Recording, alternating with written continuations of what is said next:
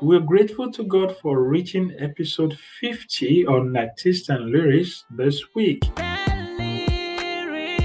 My guest today is Samus. Our focus today will be on our latest video titled Oba Alano.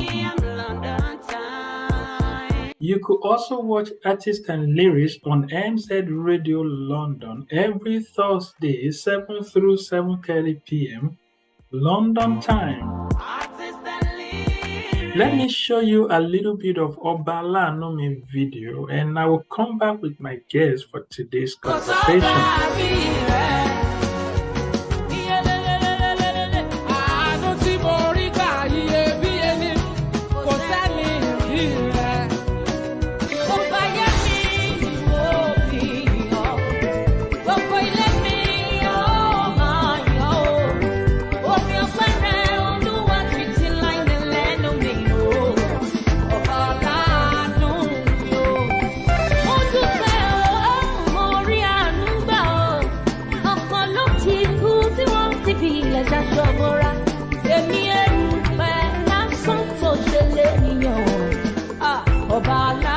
Oníkan wí oṣùbù mọ̀rọ̀gùrò. Rètè rètè o bàbá kú iṣẹ́. Olúwa kú iṣẹ́. Mi bá mi kú iṣẹ́. Olúwa kú iṣẹ́. Mi bá mi kú iṣẹ́. Oníkan wí oṣùbù mọ̀rọ̀gùrò. Rètè rètè o bàbá kú iṣẹ́. My name is Mobolaji Aya Adekunle Oniyo. Stage name is Samus. I'm from Ekiti and I'm the last born of 6 children. And so I worked in a bank for a few years and along the line, God has been talking. He had something else entirely from what I wanted. So I remember when I was in the bank, every Wednesday we used to do early morning fellowship before we resume for the Christians. Then Fridays, and all of that for the Muslims. So I think so there was this pastor and another woman that used to come to anchor the event early in the morning every Wednesdays. So this very day, I joined I think I joined twice before this day. So this very day, we were all there and then they were held up in traffic. The woman used to lead praise and worship, while the pastor used to drop a word for us every week. So this very day, there was nobody there to do it. So I just volunteered that, okay, I was just going to lead let's just worship and praise God. So I did all I could. And I had a boss. That very day, I remember her calling me into her office and telling me that, do you know that you are a vessel for the master's use? I just took it lightly that I heard, we thank God, I'm a Christian, so I didn't know that God wanted something more from me. So, but usually then I remember I'd already joined my church, CLAM, Christ Living Spring Apostolic Ministry. And that was where I met my husband, he sings too. He's a producer, he sings, and he has access to the studio. So one day, he just called me and said that I should see him up to the studio. We're just friends then. That I should just see him up to the studio. So I did, and then he just started playing a sound, and he said, "That's your song that you wrote. Remember that when he has, I've done the production. I want you to sing on it." And I was like, "How?" I was really surprised that. So then he now told me that he was in the studio working on his own job. He had actually finished mixing and mastering. He was listening to it and he said he heard the Holy Spirit told him to delete the album. And he was like, delete the job I've been working on for months. I mean, this is what I've been waiting for. This is my life. And the Holy Spirit said, delete this job. And I was like, God, okay. He said he deleted, but he was still somewhere else, He kept it somewhere. And then he went to the recycle bin and the Holy said, delete it from here. He said then he had to sit down and think and hear very well that is this really God talking to me like this? As in, why should I you know. So he was able to agree and he deleted. Immediately he deleted, he said, that song, those 3 songs you rehearsed with that girl, now start. Then that was when he started. And then he told him, he said, I've made you a kingmaker. You are a kingmaker. You're not a king. You are a kingmaker. You know. So that was exactly what he did. And then I had fears. I had fears of how. I mean, this is like turning me into an artist overnight. This is like I wasn't sure. I wasn't even sure if I was ready for it. You know, so God had a better plan. God made me to go through it. You know, after we finished, their pastor gave us a day that we will come and dedicate the album in church. So, and then he announced on Sunday, and he said we were going to launch on Wednesday. So now we had 3 days to produce and do all of those things. So we went to where we wanted to print. The guy charged us, the whole printing, everything was 50,000 naira. I mean, way back then, it was 50,000 naira for 1,000 copies. So we were looking for 50,000 naira, obviously. So there were a lot of factors behind it. We didn't have the money to print. So many things happened. So but at that point, I just said, we just kept praying. And then, so I remember that day, a woman in the church, you know, then, you know, like, I want to see Kunle. I like to talk to Kunle. Is he around with you? She was like, I will be waiting for you in church. I need to see him. I need to see Kunle now. And I wanted to know what was happening. So I also went, you know, on getting to the church, and the woman told me that she said that, was he doing rehearsals on Tuesday or something, that Kunle walked past me in church. And the Holy Spirit told me to give him 50,000 naira. She said she didn't sleep at night. And she was showing, she said, look at my body. The Holy Spirit was literally disturbing me. As in, I was like, is this how, as in, I was shocked.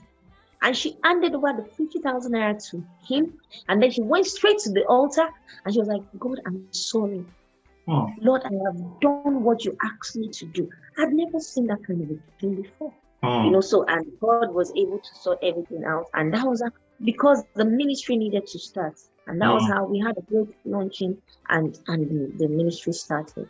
Of course, after that, there's been a series of testimonies upon testimonies about, I wrote it online.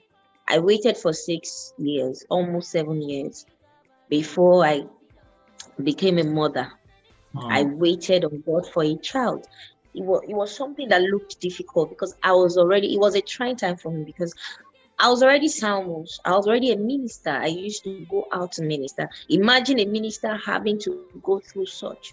When you come back and, you know, you're just, sometimes when you think about it, you just need that extra faith to help you. But let me tell you, sometimes I break down and cry.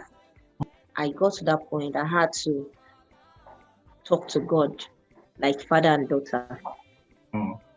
I said, God, at this point, I just want to continue with this ministry.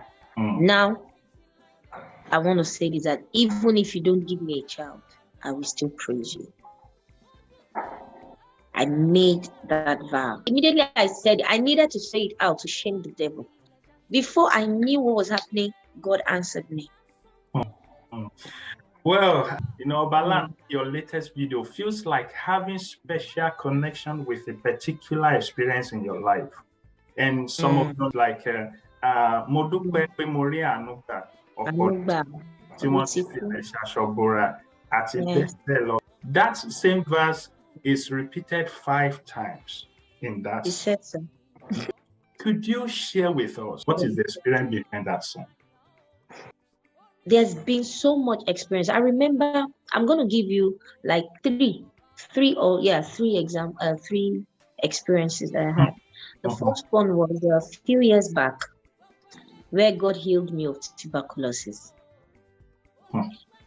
In fact, it was as if I was going to die. I went for tests, they didn't see anything. They saw nothing. And the cough continued.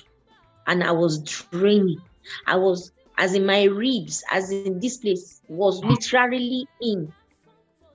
You will know I was half this size. I was a shadow of myself. At some point, my voice went. I couldn't speak, to the extent that I used to use my hand as a sign language at home. But miraculously, God healed me. I went back to do the test after God touched me. I went back to do the test, and it was like, in fact, the guy that did the test was like, "Where have you been? And how come you're standing? You're supposed to be bedridden." As in, this is like the highest stage of it. But guess what? God healed me. And that was when I wrote a song, "Miracle Working God. There is nothing you cannot do. Oh, I believe, I believe, I believe." That was, because of my experience. So I wrote that song, that there's nothing, I believe, as long as you believe, that there's absolutely nothing God cannot do. Okay. So you have it. Shortly to when I wrote that song. In fact, I didn't write the song. My husband wrote the song. He wrote the song. My PA, actually, she came to the house and we were together, and then she was pregnant. She's pregnant, actually, but she was pregnant, and then I already slept on the couch, and then she's actually asthmatic. So she has an inhaler and all of that with her. So I was sleeping. I just heard, my girl just came in, and my husband was on the keyboard in another corner there. He was just writing this song. This Obalan, he was on the keyboard playing this song. Can you imagine? And then she was in the room, and so she just ran from the room.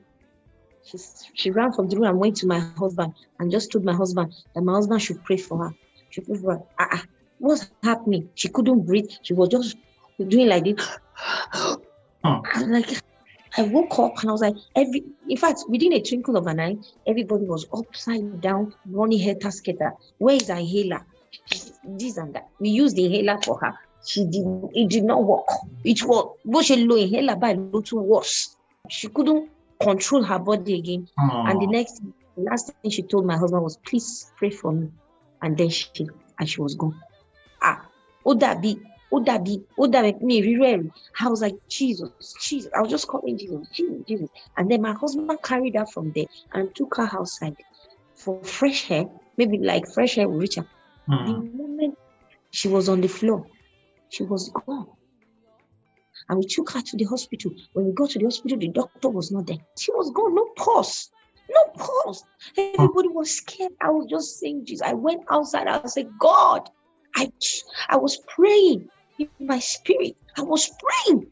We were waiting for a miracle. We were waiting for a miracle. And time, and look at all the time. With pregnancy, there was nothing. But I give God all the glory.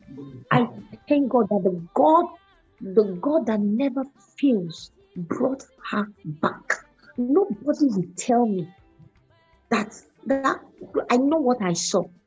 And I knew when God brought her back, live and direct. She's a living testimony. Yes, that was how we finished the song.